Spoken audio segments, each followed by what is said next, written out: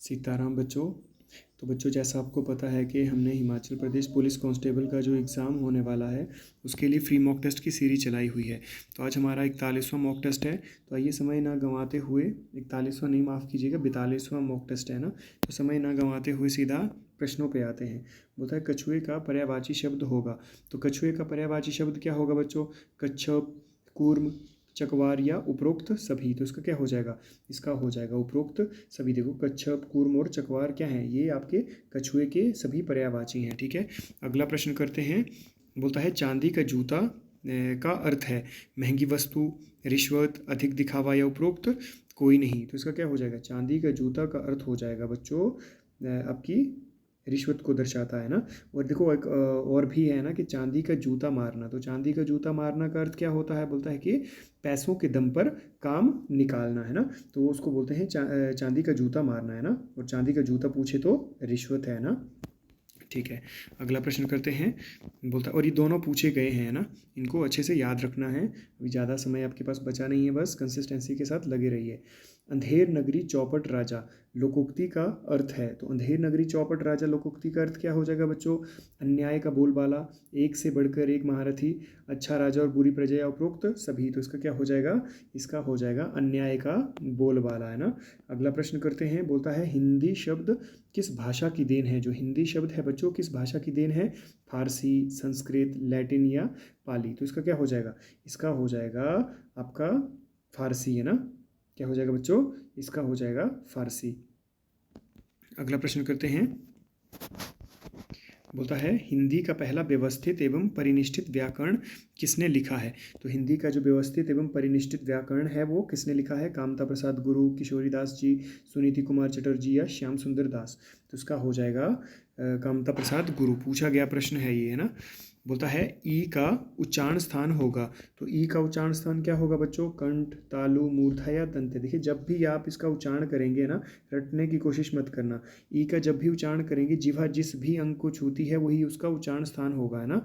बशर्ते आपको वो अंग का पता होना चाहिए, जहाँ भी जिस अंग को छू रहा है वो, है ना, आपके मुख के अंदर।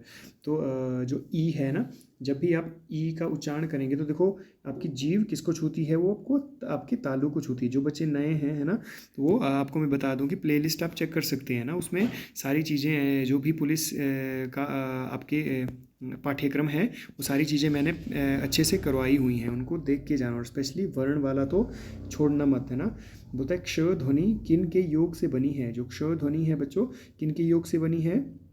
तो किन के योग से बनी है? क और षटकोण वाला श, क और शलगम वाला श, क और छ या क और च। तो इसको क्या हो जाएगा? इसका हो जाएगा क और श, है ना। देखिए ये क्ष क्या है? ये आपका संयुक्त स्वर है ना। संयुक्त स्वर आपके चार हैं। क्ष हो गया, त्र हो गया, ज्ञ हो गया और श्र हो गया ना। श्र हो गई, इनको पूछा जाता है। ठीक है, ये जितने भी चार हैं ये पूछे जाते हैं कि किन किन वर्णों से मिलकर बना है। तो यहाँ आप कंफ्यूज मत होना। ठीक है, अगला प्रश्न करते हैं। बोलता है कि कटाक्ष का अर्थ होता है। तो कटाक्ष का अर्थ क्या होता है बच्चों? काटना, आक्षेप, मुस्कुराना या उपरोक्त सभी। तो इसका क्या हो जाएगा? इसका हो जाएगा आक्षेप, है ना। कटाक्ष का अर्थ होता है आक्षेप। अगला प्रश्न करते हैं। बोलता है जिजीविषा का अर्थ है। तो जिजीविषा का क्या अर्थ होगा बच्चों? जानने की इच्छा, जीतने की इच्छा, परोपकार की इच्छा या उपरोक्त में से कोई नहीं। तो जो जिजीविषा है उसका क्या हो जाएगा? ये उपरोक्त में से कोई नहीं, क्योंकि जिजीविषा होता है बच्चों जीने की इच्छा, है ना। क्या होता है? जीने की इच्छा, ना कि जानने की इच्छा, है ना। यहाँ शब्दों पे ध्यान देना, है ना। ठीक है, अगला प्रश्न करते हैं। बोलता है ऑफिस पहुँचने से पहले ही मेरा स्कूटर खराब हो गया। रेखांकित शब्द में कौन सी संज्ञा है? तो जो आपका रेखांकित शब्द है वो है आपका स्कूटर। तो इसमें कौन सी संज्ञा है? ये आपकी जातिवाचक संज्ञा है, क्योंकि स्कूटर के प्रकार होते हैं ना कि कौन सा वाला स्कूटर। तो जहाँ भी आपके किसी भी वस्तु के प्रकार बनते हैं तो वो मोस्टली किस में आएगा? वो जातिवाचक में आएगा। अगला प्रश्न करते हैं। ये संज्ञा, सर्वनाम, विशेषण, क्रिया तो आपको अब अच्छे से सारी चीज़ें क्लियर हो गई होंगी, है ना। ठीक है, अगला प्रश्न करते हैं। बोलता है अपनी करनी पार उतरनी का अर्थ है दूसरे के कार्य फल को स्वयं ही भुगतना पड़ता है, अपने कर्म का फल स्वयं भोगना पड़ता है, कर्म का फल अवश्य मिलता है, या दूसरे के अच्छे कर्मों का अनुसरण करना चाहिए। तो अपनी करनी पार उतरनी का अर्थ क्या होगा? इसका होगा बच्चों, अपने कर्म का फल स्वयं भोगना पड़ता है ना। अपनी करनी पार उतरनी का ऑप्शन बी हो जाएगा। ठीक है, ये पूछा गया प्रश्न है और इम्पॉर्टेंट है ना, तो इनको अच्छे से समझ लेना। बोलता है कुसुम का विलोम शब्द होगा, तो कुसुम का विलोम शब्द क्या होगा बच्चों? ये फल, वज्र, कांटा या पत्नी। तो कुसुम का जो आपका विलोम शब्द है वो हो जाएगा वज्र, है ना। इसको कांटा करने की कोशिश मत करना, है ना। ये मुझे लगता है कि बहुत सारे बच्चे इसको भी गए होंगे, है ना। कांटा ये बहुत बच्चों ने किया होगा, तो इसका क्या हो जाएगा? इसका हो जाएगा वज्र, है ना। पूछा गया प्रश्न है ये। बोलता है पीछे पीछे चलने वाला के लिए एक शब्द होगा, तो कौन सा होगा बच्चों? अनुरागी, अनुसामी, पुनरुक्ति या उपरोक्त में से कोई नहीं। तो इसका क्या हो जाएगा? इसका हो जाएगा उपरोक्त में से कोई नहीं, क्योंकि पीछे पीछे चलने वाला के लिए क्या बोलते हैं? एक सेकेंड, पीछे चलने वाला के लिए क्या बोलते हैं बच्चों? अनुगामी, है ना, अनुगामी। ठीक है, अनुरागी नहीं बोलते हैं, अनुगामी बोलते हैं। ठीक है, अगला प्रश्न करते हैं। बोलता है निम्न में से कौन सा मौलिक सर्वनाम नहीं है? तो मौलिक सर्वनाम कौन सा नहीं है बच्चों? तुम, आप, यह और कुछ। तो इसका क्या हो जाएगा? ये आपका तुम हो जाएगा, क्योंकि तू क्या है? तू आपका मौलिक है, और मौलिक से जो बना है ये क्या है आपका? जो आपका तुम है वो है आपका यौगिक सर्वनाम, है ना। मौलिक वो होते हैं जो किसी और के ऊपर आश्रित नहीं होते हैं, जिनका अपना स्वतंत्र अस्तित्व होता है ना। और यौगिक क्या होता है? जो मौलिक में लिंग, वचन और कारक के अनुसार जब कारक जुड़कर इसमें परिवर्तन होता है, ठीक है, या वचनों के आधार पर या लिंग के आधार पर जब परिवर्तन होता है तो वो मौलिक से फिर यौगिक में परिवर्तित हो जाते हैं। ठीक है, अगला प्रश्न करते हैं। बोलता है मेरा लड़का आलसी है, स्थान के आधार पर कौन सा विशेषण है? तो मेरा लड़का आलसी है बच्चों, कौन सा हो जाएगा? उद्देश्य विशेषण, विधेय विशेषण, गुणवाचक विशेषण या फिर सार्वनामिक विशेषण। तो इसमें क्या हो जाएगा? मेरा लड़का आलसी है। देखिए मैंने जब भी आपको विशेषण बताए हैं, आपको बस समझने की कोशिश करनी है कि पहले विशेषण ढूंढो फिर विशेष्य ढूंढो। तो यहाँ मेरा लड़का आलसी है, तो यहाँ विशेषण क्या है? आलसी, है ना। विशेषण क्या है बच्चों? आलसी। आपने विशेषण ढूंढ लिया। अभी किसकी विशेषता बता रहा है? किसकी विशेषता बता रहा है? तो लड़का की विशेषता बता रहा है। तो लड़का क्या है? लड़का आपका विशेष्य है ना, विशेष्य। और मैंने आपको बोला है कि जहाँ अपने वाक्य में जब आपको विशेष्य मिल गया, विशेषण मिल गया, है ना, और वो सबसे पहले विशेषण है या विशेष्य है, उसके आधार पर ही आप इनको पहचानेंगे कि वाक्य में सबसे पहले क्या है? विशेष्य है, उसके तुरंत बाद क्या है? विशेषण है। तो किस में चला जाएगा? तब चला जाएगा बच्चों ये आपका विधेय विशेषण में, है ना। अगर वाक्य में पहले विशेषण हो, उसके तुरंत बाद विशेष्य हो, तो किस में चला जाएगा? फिर ये आपका उद्देश्य विशेषण में चला जाएगा। ठीक है, पर यहाँ क्या है?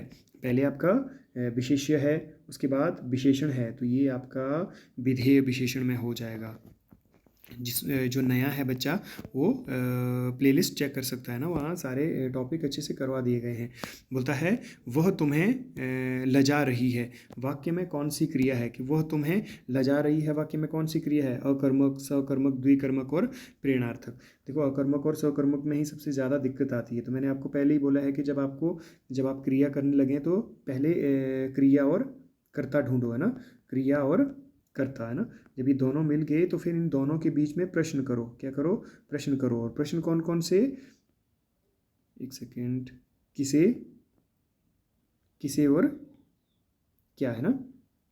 किसे और क्या प्रश्न, ये दो प्रश्न ही करने हैं। ठीक है, अगर आंसर मिलता है ना, आंसर मिलता है तो सकर्मक होगा, अगर आंसर नहीं मिलता है तो अकर्मक होगा। बोलता है कि वह तुम्हें लजा रही है, तो लजाना क्या है?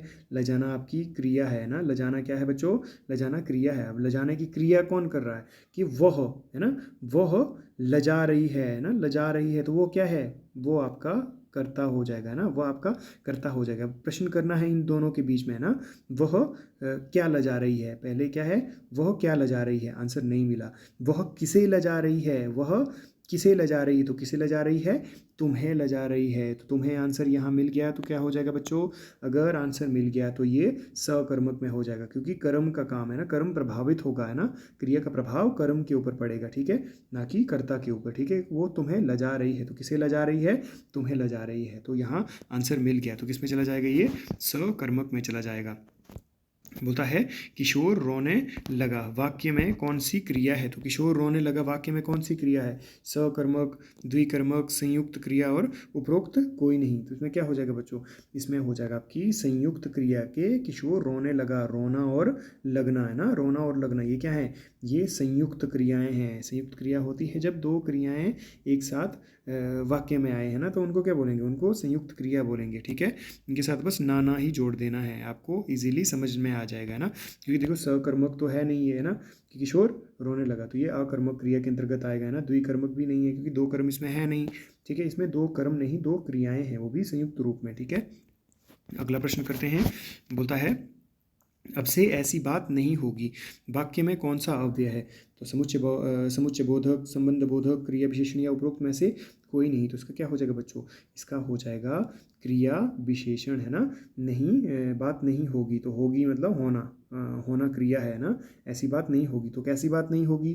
कैसी बात नहीं होगी? यहाँ क्रिया विशेषण है, तो बेटा क्रिया विशेषण भी कौन सा, उसको भी देख लेते हैं ना। उसको भी देख लेते हैं। ये आपके देखो, जब भी आपको स्थान का पता करना हो तो आप क्वेश्चन करेंगे कहाँ, है ना।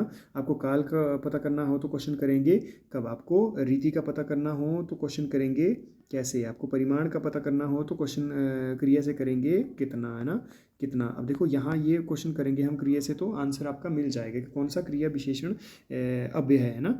ठीक है, बोलता है कि अब से ऐसी बात नहीं होगी, तो कहाँ नहीं होगी? आंसर नहीं आया। कब नहीं होगी? तो अब नहीं होगी ना। कब नहीं होगी ऐसी बात?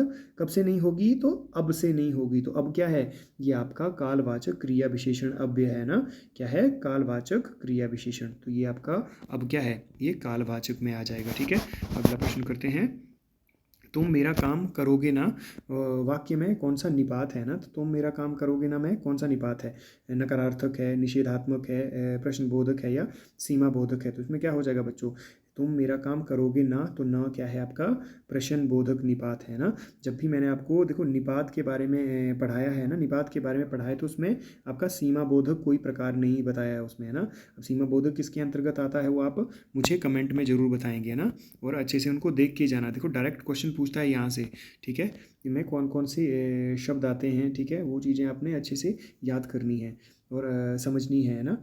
निम्न में से नासिक व्यंजन कौन सा है? तो कौन सा है बच्चों नासिक व्यंजन? श, य, ग और ज। तो इसका हो जाएगा य, है ना। नासिक के